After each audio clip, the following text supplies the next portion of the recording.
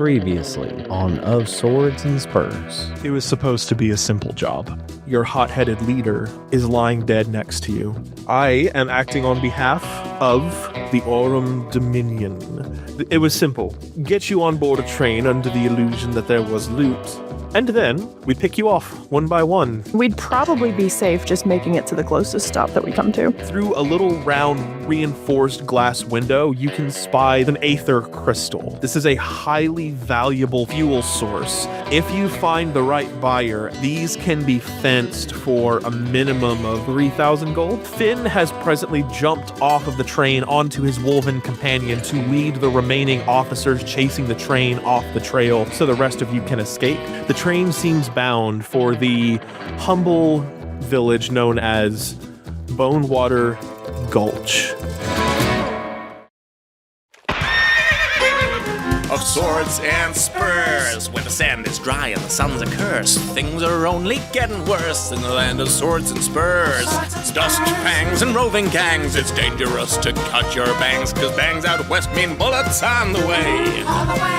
Against goblins, curs, and carnivores, these shunists don't use silencers, 'cause graves ain't silent when the monsters play.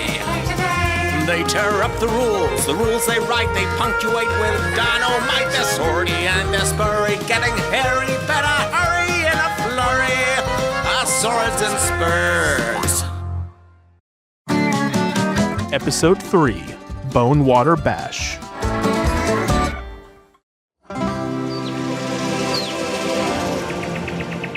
Nestled uncomfortably between canyon walls, a thriving settlement hustles and bustles underneath the desert sun. A dry creek bed splits the town in two. Folk mosey between structures of shops and residences perched on the cliff sides like vultures, connected by walkways of broken planks and frail rope. Just outside the town sits a small building connected to a railroad line, next to a large wooden hand-painted sign reading, "Welcome to Bonewater Gulch." From the south approaches a steam train. The train approaches a little platform that just has a large sign at the top of it reading "Station." Train grinds to a halt, steam pouring from its wheels. And once it reaches to the platform, you see a broad-shouldered half-elf step out of the station and approach. Puts his hands on his hips and just kind of stands there, waiting for something. Maybe he wanted a ride. He's waiting, but I want to get to the crystal scenario. Does someone want to go out there and talk to him while... I'll go talk to him. I'm good at talking. Yeah, okay, yep. I got a +3 charisma. Yep, leave the body bag alone. Leave it in here for now. It's not a body bag, it's a net. Worse, because can you see through it? Probably. Hey, JT, I forgot to tell you, I changed into that guy that's naked in the bag. While they're sitting there arguing, I'm going to go ahead and step off the train to greet the half-elf. Silas, you approach, and this man looks at you. He's missing a tooth, and he goes, "All right, what kind of cargo?" It's a customs officer. Yeah, I think you're going to have to come on and check it yourself. You know, the Dominion carry some very unique stuff. I don't want to show it to the public eye, if you know what I mean. Sir, I just need to know where to drop them boxes off. Oh, can I come get you later? Make a persuasion check for me. Persuasion check, you say? Yep. I look confused. The guy looks to you, Silas, and he just says, "Buddy, there's nothing I'd love more than to give you a few minutes. My legs are damn near killing me. But unfortunately," and he gestures with his head back towards the station, you see inside a little box office, a short halfling woman with red curly hair. She got her eyes on me like a damn hawk. So I got to get these boxes unloaded. Where are they going? Are they going to the store? Are they going to... I'm sorry for my friend. He hit his head a couple stations back, and he ain't been right since. He raises an eyebrow. He still has his hands on his hips. He looks to you and looks back to the train, looks back to you and says, Is this a freight train? Freight. So, like, as in what? Like, are we carrying freight goods? Like freight. We actually have a couple cattle. How long's the train? Is it long enough he can't see the whole thing? Roll a D12 for me. 6 cars. 6 cars. We didn't have cattle cars, but we got about 20 heads of cattle in there. We got a couple horses, 2 horses. I think there was a rat on board too. We got a vault that won't let us see inside of it. Who knows what could be in there? It could be gold. It could be a singular bottle of whiskey. Who knows? It's awfully specific. I'm going to quickly give them 5 pieces of gold and say, we don't have anything. Sorry to waste your time. Forget you ever saw anything here. I want to say this is a deception check, but you're not lying. You don't have any cargo for him. That's right. So make another persuasion check. The DC will be a little bit lower this time. He takes a look at the money you hand out. He looks back at the lady and he says, "Oh, hell." Pockets the money and he says, "No, that's all right. If you actually want to read, that station's going to be a little bit farther down the way. If y'all just want to go ahead and head that direction. Sorry for the confusion, y'all." Walks back towards the wall of the station and kind of leans back against it with his arms crossed and one foot propped against the wall. All right. Well, you have a great day, partner. And then I'm going to go back into the train. I guess we take apart the crystal and then we get out here at town. I think whoever's that's the smart perfect. one, go ahead. Yeah, speaking of the smart ones, Sebastian, you know that after you remove this crystal, there might be enough of a charge on this train to just sort of send it down the way a little while. It would stop somewhere in the middle of the tracks way down the road, but you'd have enough juice left in it for it to just kind of grind to a halt. That sounds absolutely what we need to do before they decide to take the money that I think you bribed them with and come back and search the train and find all the dead bodies. Yeah. I was wondering if someone was going to remember the fact that there's a train car full of corpses. That's right. No, I know. Okay. All right. We want to disconnect the crystal and then send the train away from here. I know it's hot. Well, is there a way to... Oh, didn't someone get some water or some whiskey? Can we cool it off and then try and disconnect it that way? Or is like putting anything cold on something hot, it's going to make it crack? I think the water's a good idea. Oh, yeah. Savannah, didn't you get a thing of like fresh water? He sure did. Okay, can I use it? Mm, No. Nope. Swigs it right in front of you. I'll burn my hands. It's fine. you can use Okay. That'll lower the DC significantly of what I will need from you, which is a sleight of hand check.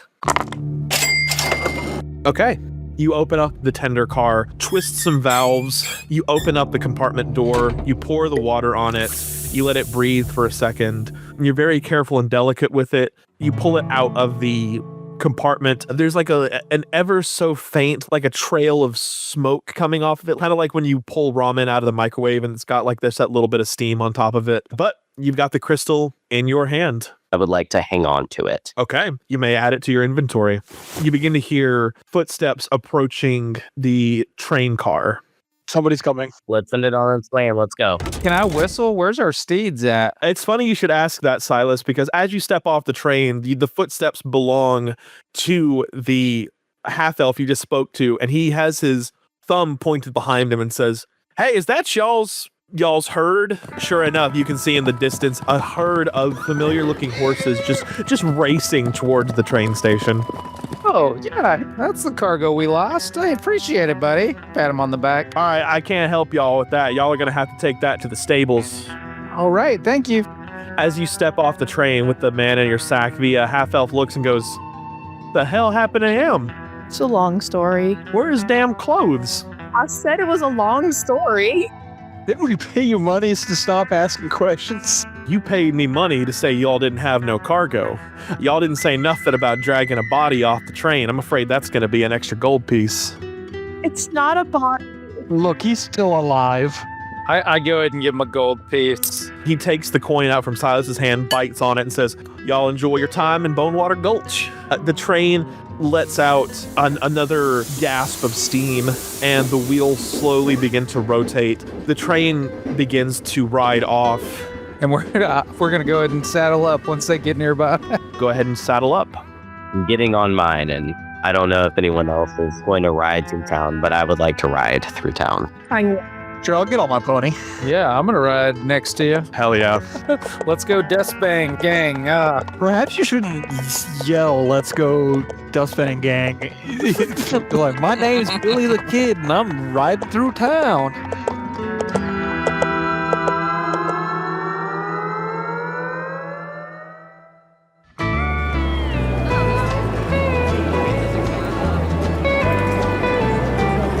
Can I make a perception check to make sure that we're not necessarily riding into somewhere that really doesn't want us? I'll tell you what, instead of a perception check, make a history check for me. This place loves the Dustfang Gang. They've got your pictures up. They must want you because it says wanted. What? They like us so much they're willing to pay us to show up. It is sort of common knowledge that while Bonewater Gulch claims to be a free town, they are definitely adjacent to the Aurum Dominion, but you have no need to worry about running into any officers here. This is not a recent development. This has been going on for a while. You also know that while your gang is notorious and wanted criminals, no commoner's gonna know your names or what you look like. As long as you kind of keep your nose up, you should be pretty clear to roam about and do your business. Just act like professionals. We're gonna need to go find lodging. Ooh, I'm gonna give myself a drink. Maybe play some card. I'll go. I'll go for a drink. I got some business to take care of. Okay, so everybody except for Mr. Henderson is going for a drink. That's correct. We still don't leave him alone, though, but yeah. I got 9 HP in a dream. Here's how we're going to do this. Mr. Henderson, we're going to start with you and then we'll move on to the saloon. Let me go to the general store. Okay. You find the general store. You open it up. It's a nice little modest one-story wooden building. Inside, walking around, is a tiny old male halfling. You can't see his eyes through his eyebrows, and he's got a thick beard down to his knees. Sitting behind a counter is a tall, middle-aged male elf. He's got these very, sharp, pointy spectacles. Takes a look up from cleaning off his counter to say, "Hey, come on in. Let me know if you need help finding anything." Yeah, I could use a catalog. Of course, sir, of course. Anything in particular you're looking for today? Clothes and a dog collar and leash. Buy ourselves a new pet, did we? Found it. It's a rescue. And I'll take some rope. And he doesn't deserve silk, so hemp. And a needle and thread. And maybe a cute bandana like you'd find on a dog. Oh, you know what? Yeah, let me get the bandana too. Lloyd, go ahead and get the feller here a rope, some needle and thread, and a nice little bandana. Sir, what color bandana you want? Let me get pink. I'm afraid we were just fresh out of pink, sir. Red. All right, we can do that. Lloyd, get the red bandana. Eventually, this little halfling walks over to you holding up your items, and he just goes,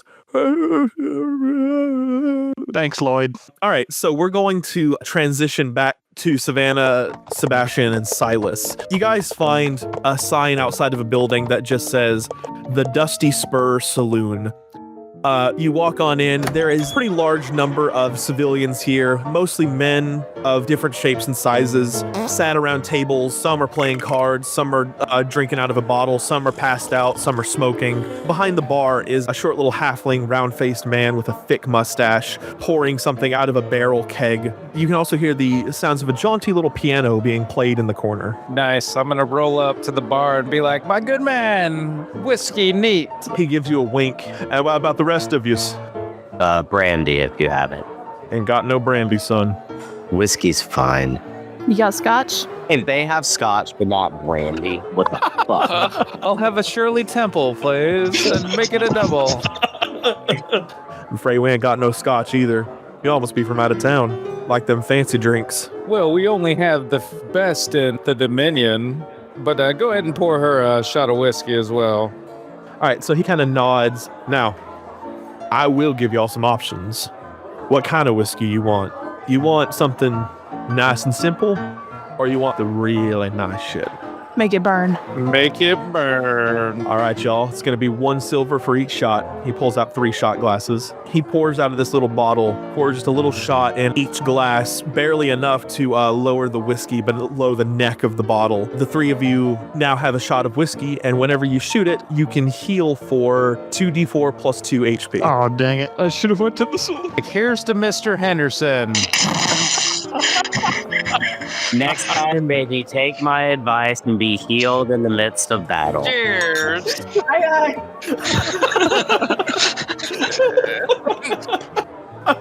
You all take a shot. It burns. It puts some fucking hair on your chest. You get like a little shiver going from your head down to your toes. Oh, it tastes so good when it hits my lips.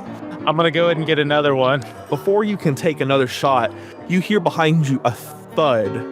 You hear one guy go, "Watch where you're fucking going." And the other one says, "I ain't gonna answer you." And he shoves the other one. The other guy punches him in the face.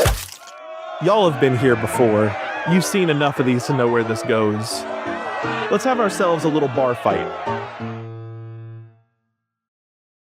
Keep your Spurs jingling. Of Swords and Spurs will be back before sundown on Alta Loom. Hello, I'm Justin Galliani. And for the low, low price of $0.00, you can take part in an incredible offer being given by So You Want to Be a DM. This podcast has a compilation of incredible episodes that offer insight into all of D&D's many topics, including other TTRPGs. You can find such amazing hits, such as It's Combat. Combat 101. Fighting 'cause it's combat. And Druid 101. Monsters 101.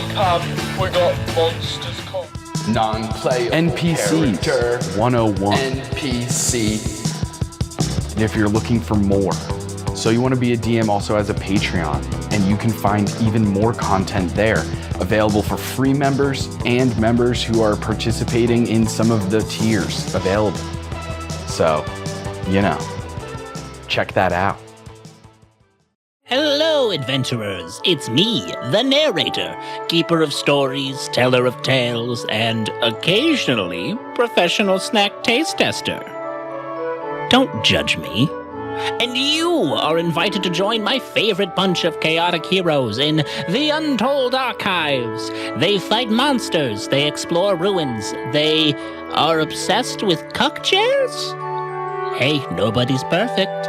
It's live, it's loud, it's full of epic quests, ridiculous decisions, and more plot twists than I have tentacles. And trust me, that's a lot. So grab your dice, grab your snacks, and come hang out with us for the Untold Archives. The laughs are big, the adventures are bigger, and I promise you're gonna have a tentacle-slapping good time. Wink. I'll see you in the archives. Wah, wah, wah, wah, wah, wah, wah, wah. You set sail on an exploratory trade mission from the English colonies in America, bound for China, following a course around Cape Horn, then striking out across the Pacific, island hopping along the way. After months of sailing around the Cape and then west into the Pacific, in a night of particularly bad storms, your ship ran aground on a reef, causing it to break up. You grabbed onto a piece of drifting wood and clung for dear life. Surprisingly, you survived, washing up on the shore of an unknown, uncharted island. You've got nothing but the clothes on your back and your raw wits to survive. Play Stranded and Alone, a play-by-post campaign with Sage Tommy at startplaying.games. Howdy gang, it's Andrew who voices Sebastian Blackwell from Of Swords and Spurs.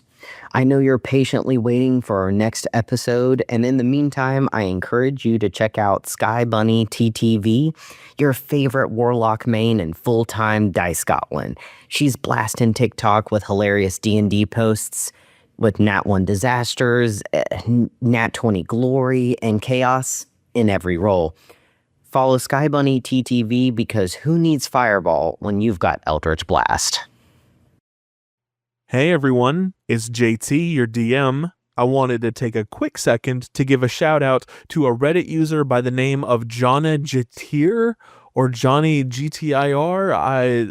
I'm sorry, I don't know how to pronounce it. I hope I didn't just ruin this person's name. They shared some really cool homebrew rules on Reddit for bar fights and tavern brawls, and we are going to be using those rules in this episode. And I wanted to give this person a shout out, and if you want to use these rules in your games, I have linked the post in the description of this episode, so please go check it out, and be sure to thank them for creating a really awesome rule set. If you're a TTRPG creator and you have a business or content you'd like us to help you promote, you can reach out to us at our socials at Altaloom or contact us at our website, www.altaloom.com. The break's over, cowpokes. Back to Of Swords and Spurs on Altaloom.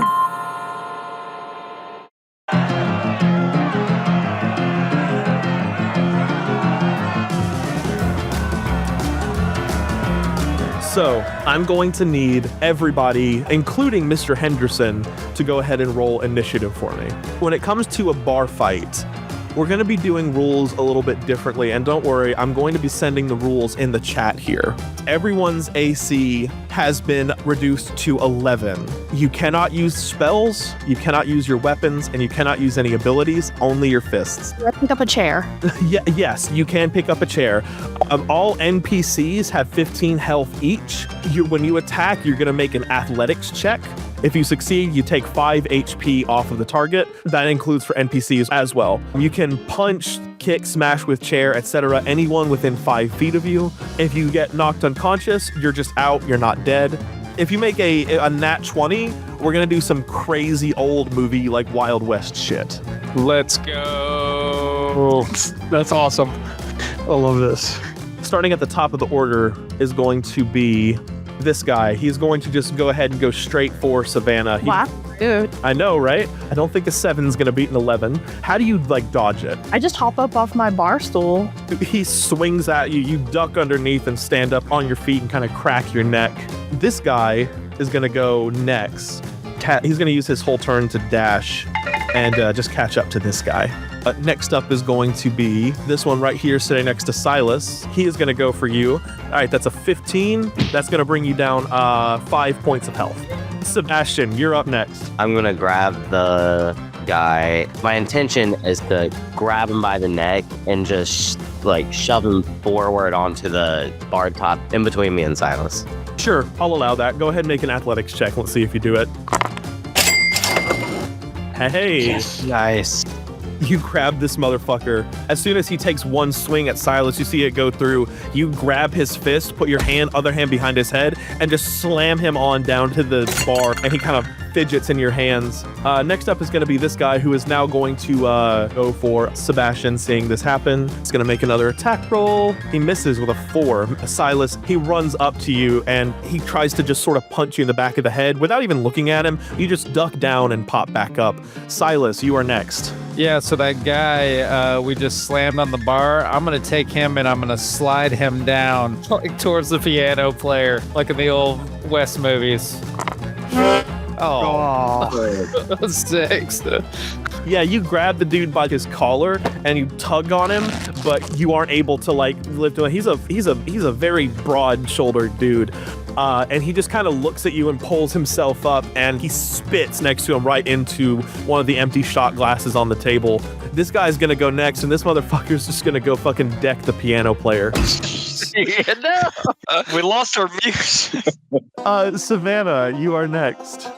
I'm just gonna pick up my bar stool and I'm gonna swing it at that guy that tried to hit me. I love it. Make that athletics check for me. Hell yeah. Oh, yeah. You pick up the stool and you grab it by the legs and just deck this guy. Parts of the stool break off on his face. You see some of his teeth come flying out, and he kind of just does a little twirl around, stars appearing above his head. Take it forever now. Bitch. Mr. Henderson, you're walking by and you notice one man go flying out the window of the saloon. And he kind of stumbles back back up and then runs back in. You can hear the sound of punching. I suppose I'll go in. You're at the very other end of the room. I'm gonna scream out from across the room, "Hey, Mr. Anderson, they're making fun of your chicken!" I'll go dash all the way to there. Okay.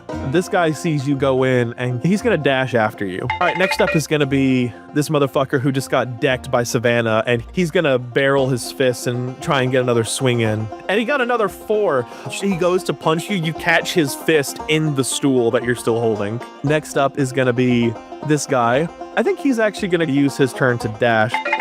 That's from punching the piano player.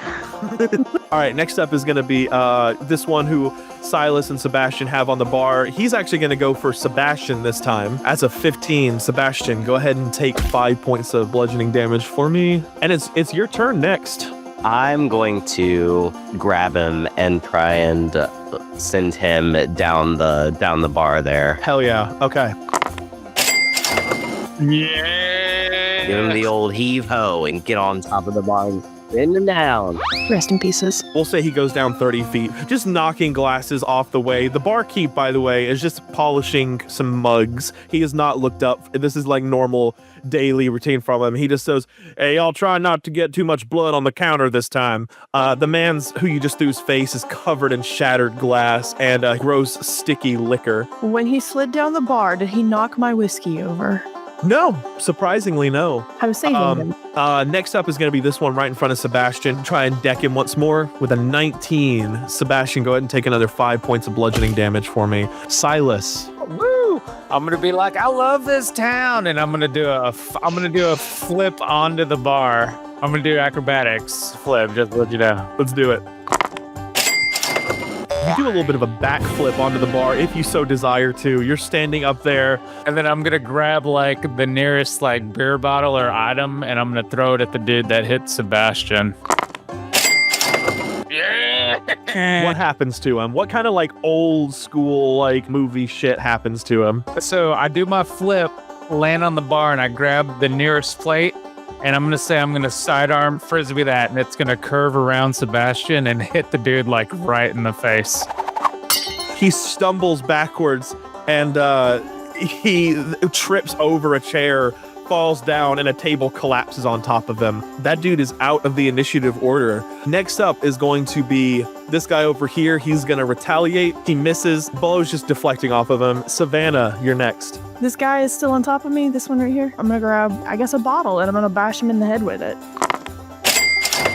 Oh, that just does it. You take it and you smash it over his head. Little fractures of glass are sticking out of his hair. His eyes go cross-eyed. He just goes, "Wow, what a lady." Gross. Mr. Henderson, you're next. We'll see how far I can run.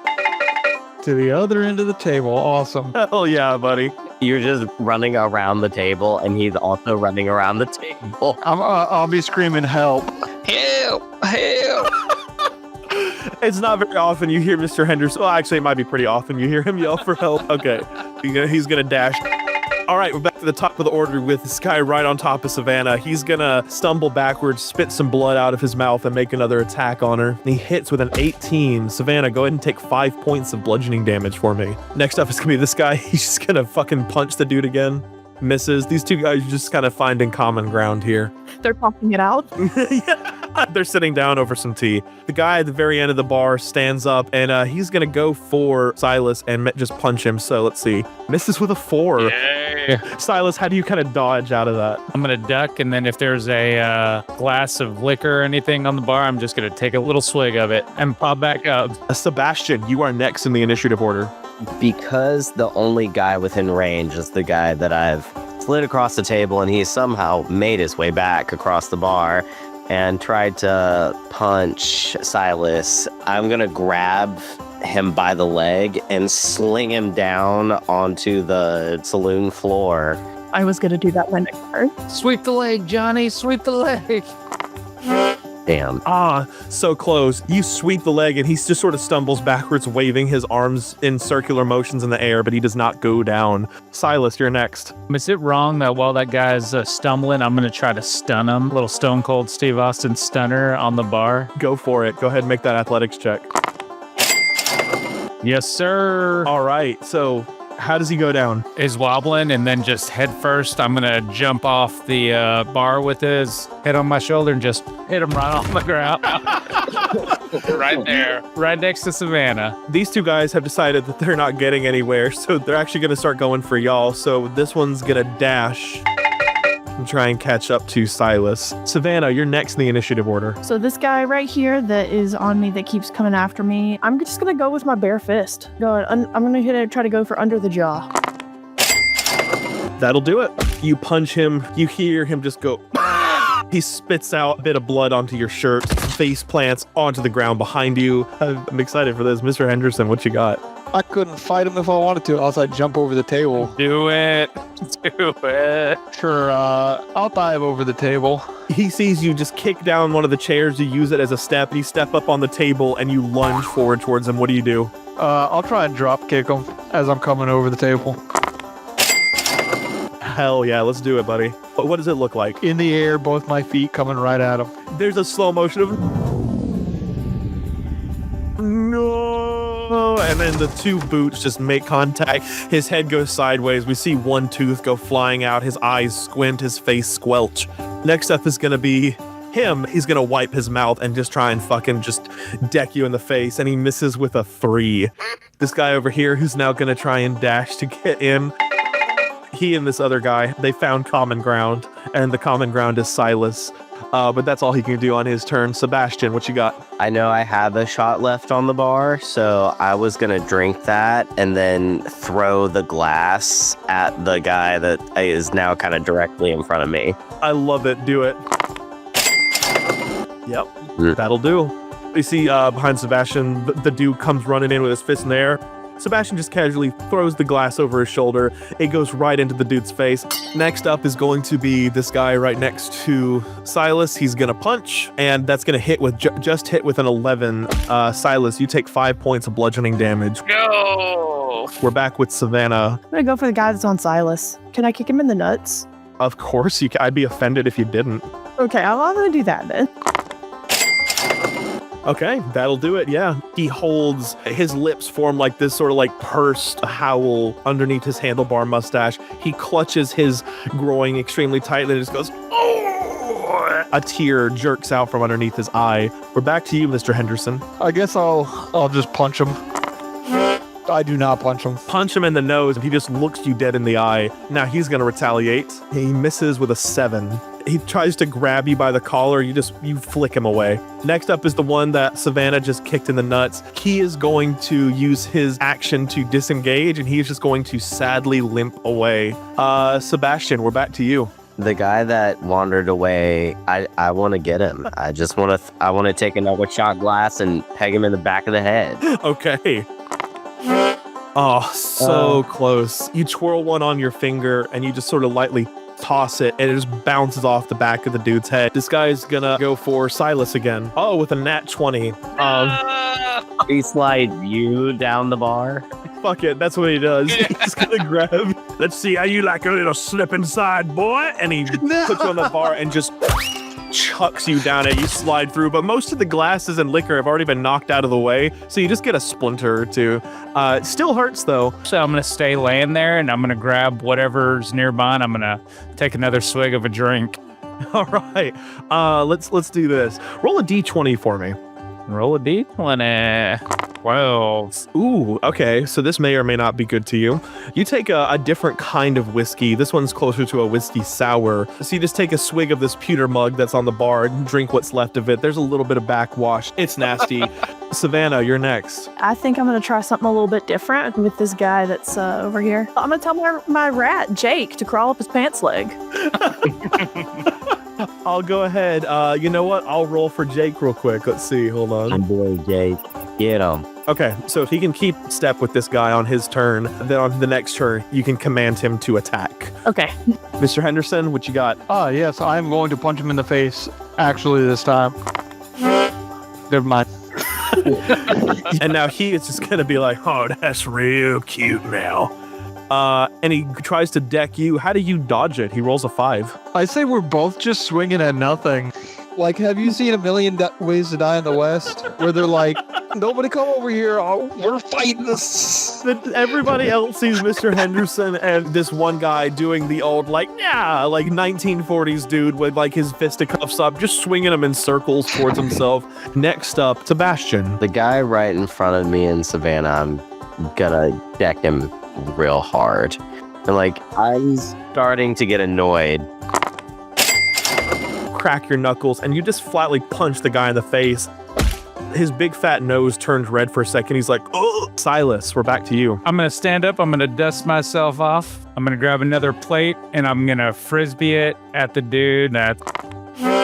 Come on, but... Oh, so close, but no cigar. This time you throw it, goes out like a window nearby, and the bartender looks at you and goes, you're going to pay for that, right? I'm going to jump off the bar and start whistling, walking away. Next in the order is going to be this guy in front of you two. This time he's going to go for Sebastian. Very pissed off by the punch he just received. He does hit for 5 points of bludgeoning damage. Savannah, you are next. I'm going to pick up another bar stool and I'm going to swing it at that guy. I love it. Can I ask you a really ridiculous question? Yes. Do you take Sebastian's bar stool? Yes. I thought that was implied. Sebastian, you just kind of feel the impact of the punch, and then the chair from underneath you go. You catch yourself so you don't fall flat on your ass, but Savannah is just taking the bar stool. You crack it over the dude's face. The whole thing just sort of splinters off of him. So I want to look at the bartender and ask him why he's got such cheap fresh. Because this shit keeps happening. He sort of just cracks his neck and begins proceeding towards you. Mr. Henderson. I'll try and take a swing at him unless he'd like to keep up our charade. Oh, this time you psych him out and you just go, You punch him square between the eyes, and he shields his eyes in pain, takes a swing at you, and misses with a 5. Forgot to have Jake go on his round. What does Jake want to do? Can he go for this guy? Yeah, he absolutely can. What are his attack options? I really think just probably in this case, just bite. Okay. What if I just ask him if I'm going to have him run up his pants leg? I'm going to have you make an intimidation roll for me. Okay. Mr. Henderson, as this guy tries to swing for you, he stumbles around, catches himself on one of the chairs, and he just starts going, and then out from underneath his shirt collar just pops this little rat, and he goes, oh, hey, little He panics, and he runs away, which gives you an opportunity attack. All right. Still missing. As he runs off, and you see Jake kind of swivel on the ground next to you. You look back at Savannah, you're like, what the fuck? I had him. It didn't look like it did. Sebastian. I'm gonna take whatever's left of the stool from Savannah's hand and then smash the guy. May I? There you go. This is how you crack a stool over their head. Never start with the head. They get all fuzzy afterwards. You just clock him right in his stomach. Silas, you're next. All right, I'm going to take a seat at the bar and order myself a drink from the bartender. Shot of whiskeys. Actually, make it a double. Next up is going to be this guy. He's going to see the two run. He's going to be like, you're a bunch of... And without looking, he's just going to take another swing for Savannah. So now I just hear a whoosh and I'm like, what was that? We're still talking about how we don't like to necessarily hit them directly over the head. We're like, yeah, we should try a different tactic next time. And the hand goes over, and then I'm like, oh, after you, go ahead. Okay, well, let's begin trying something different. I'm just going to try to knock him off his feet. I'm going to try to sweep his ankles out from under him. Yep. Yeah. You do that, he just goes, whoa! There's like a banana peel slide whistle sound effect. He goes upside down, cracks his head on the bar, and then just splatters down, crushes one of the stools underneath him, and just lies with one arm over his back like a Family Guy character. That's exactly how I pictured it. Mr. Henderson, you're next. There is one guy left, and he is trying to make a run for it. It's the guy that you just were punching. I suppose I'll throw one of these plates that's on the table next to me. Done it. Oh my. This one also goes out a window, and you just hear someone from outside go, hey, look at here, fellas. They just throwing out free plates in the street. There's like a collection of them by now. This guy is going to dash, and he's going to get the fuck out of here. Congratulations, guys. You survived the bar brawl. Bartender looks at y'all and goes, Are y'all gonna do something about these bodies? No. We didn't start it. I was about to say, I'm going to go check their pockets for money, and then I'm going to give it to the bartender. These guys will cover the damages.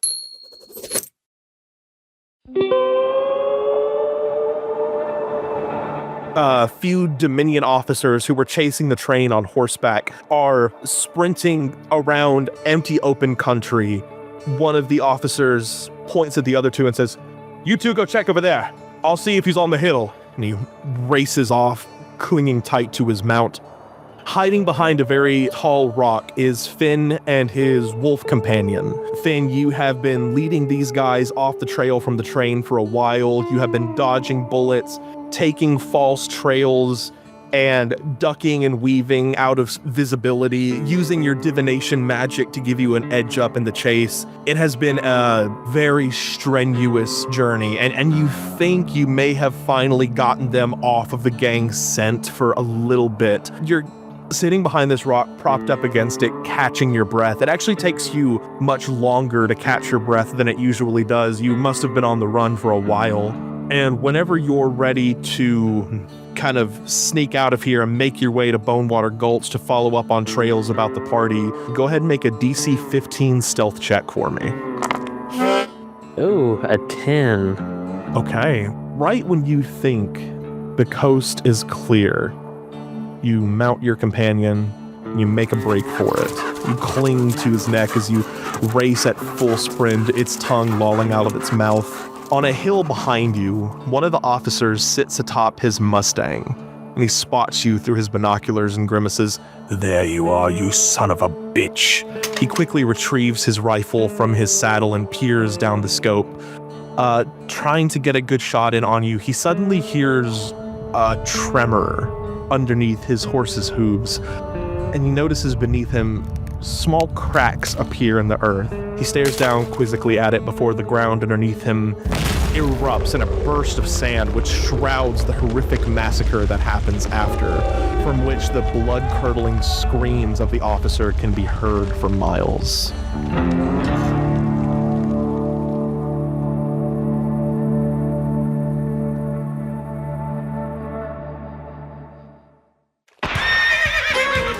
Of Swords and Spurs, game mastered by JT Fondren, featuring Alex Arndt as Mr. Henderson, Andrew Bloodworth as Sebastian Blackwell, Joshua Nix as Finran Shortfoot, Will Russell as Silas Rattlespur, Zara Morte as Savannah Black.